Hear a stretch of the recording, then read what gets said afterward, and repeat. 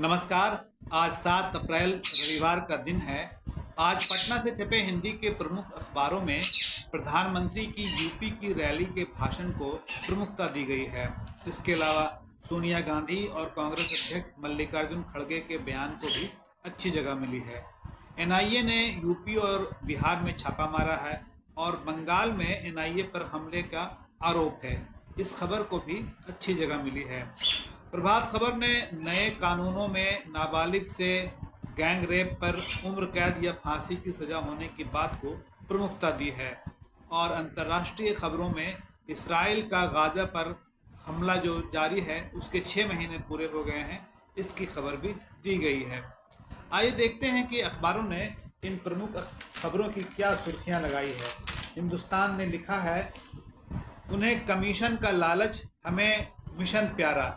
ये दरअसल प्रधानमंत्री मोदी का बयान है। जागरण की सुर्खी है, कांग्रेस के घोषणा पत्र पर मुस्लिम लीग की छाप।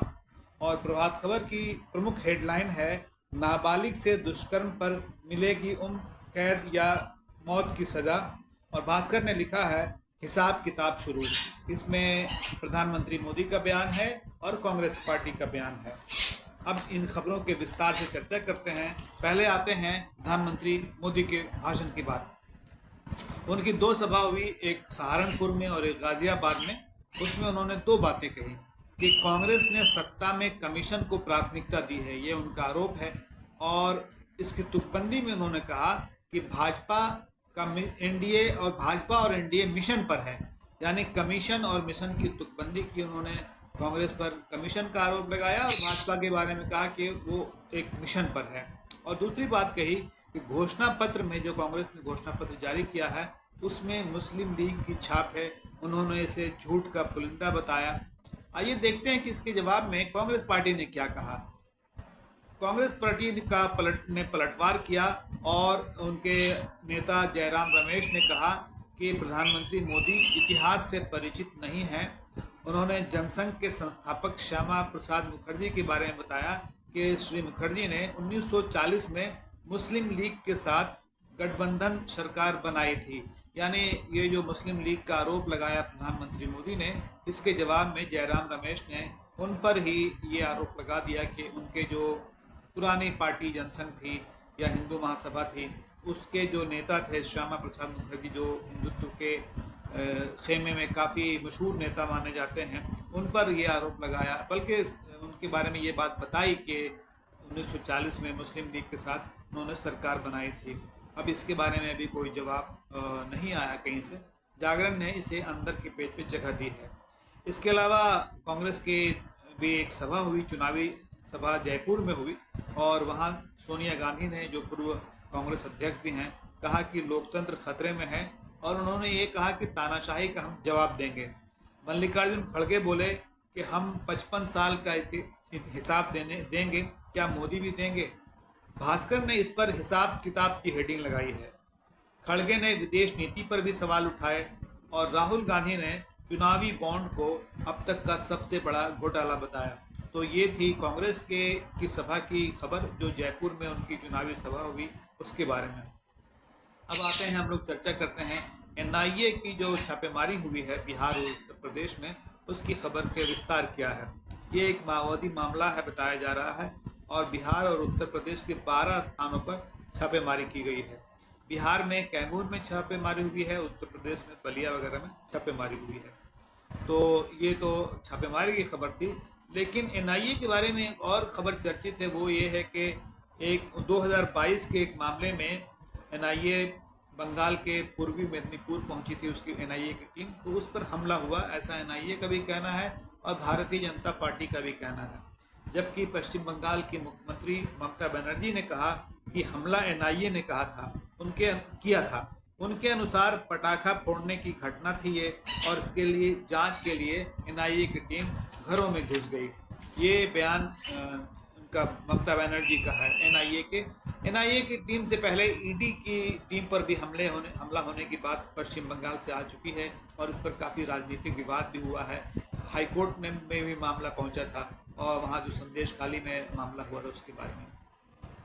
प्रभात खबर की जो लीड है वो है कि 1 जुलाई 2024 से जो नए कानून लागू हो रहे हैं उससे संबंधित ये खबर है।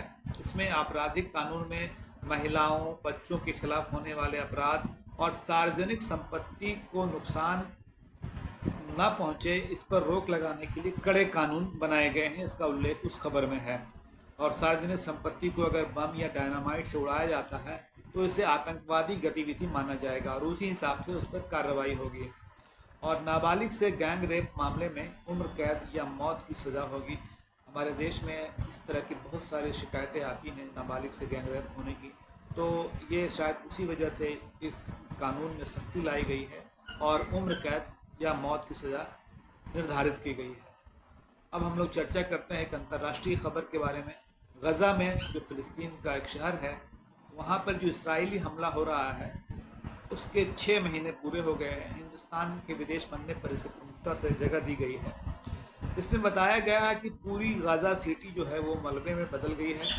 24 लाख की आबादी में 75% लोग विस्थापित हो चुके हैं। 33,000 से अधिक लोगों की मौत हुई है इन हमलों में, मारे गए हैं ये लोग, और 90% स्कूल बर्बाद हो चुके हैं। बच्चों का स्कूल जाना लगभग समाप्त हो चुका है। ये हाल है वहाँ का। हालांकि अंतर्राष्ट्रीय समुदाय की कुछ कोशिश हो रही है कि वहाँ पर युद्ध विराम हो, लेकिन अब तक ऐसा हो नहीं रहा है और इसराइल लगातार हमले जारी रखे हुआ है। अन्य खबरों में प्रभात खबर की ये खबर अहम है कि पटना में 25 करोड़ की नकली किताबें जब्त की गई हैं। अक्सर शिकायत मिलती है किताबों की प्रिंटिंग के बारे में, उसके तथ्यों के बारे में, और कभी कभार कार्रवाई भी होती है। भारती भवन एक मशहूर प्रकाशक हैं पटना के, उनकी शिकायत थी कि उनकी किताबों की नकल जो है वो छापी जा रही है, और उनकी शिकायत पर जब छापेमारी हुई, ये रामकृष्ण नगर थाने के इलाके में छापेमारी हुई, तो भारती भवन की 40% किताबें जो है वो नकली पाई गई। और भारती भवन की किताब तो करीब 4 करोड़ की थी, लेकिन 20 करोड़ की किताब NCERT की थी, जो सबसे ज़्यादा पढ़ी जाने वाली और सबसे ज़्यादा प्रतिष्ठित मानी जाती है जिनकी किताबें, वो उन किताबों को नकली तौर पर छापा जा रहा था। आज प्रधानमंत्री मोदी की रैली है नवादा में, इसकी खबर भी सभी जगह है, और आपको याद होगा कि इससे पहले उनकी जमुई में भी रैली हो चुकी है। बल्कि उनकी चुनावी जो यात्रा थी बिहार में, वो जमुई से ही शुरू हुई थी।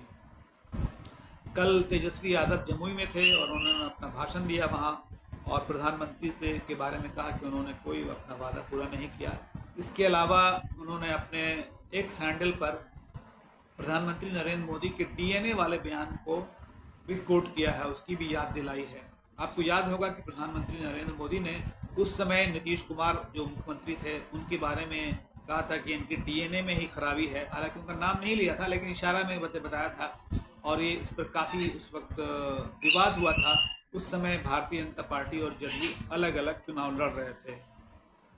जमुई से ही खबर है कि भाजपा के पूर्व विधायक अजय प्रताप सिंह जो है वो राजद में शामिल हो गए हैं। अजय प्रताप सिंह के भाई सुमित कुमार सिंह जो है वो इंडिपेंडेंट मतलब निर्दलीय विधायक हैं और जदयू सरकार में मंत्री भी हैं, बिहार सरकार में मंत्री भी हैं। और नरेंद्र सिंह जो स्वर्गीय नरेंद्र सिंह हैं, उनके पुत्र हैं नरेंद्र सिंह, जो है कृषि मंत्री रह चुके हैं।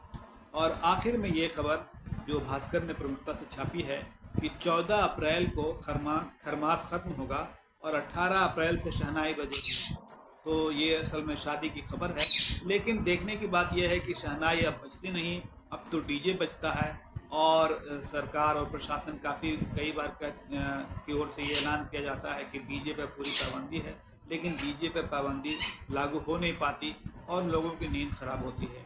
तो आज के अखबारों की ये प्रमुख सुर्खियाँ और ख़बरें थी। आपसे फिर मुलाकात होगी, तब तक के लिए इजाज़त। बहुत शुक्रिया।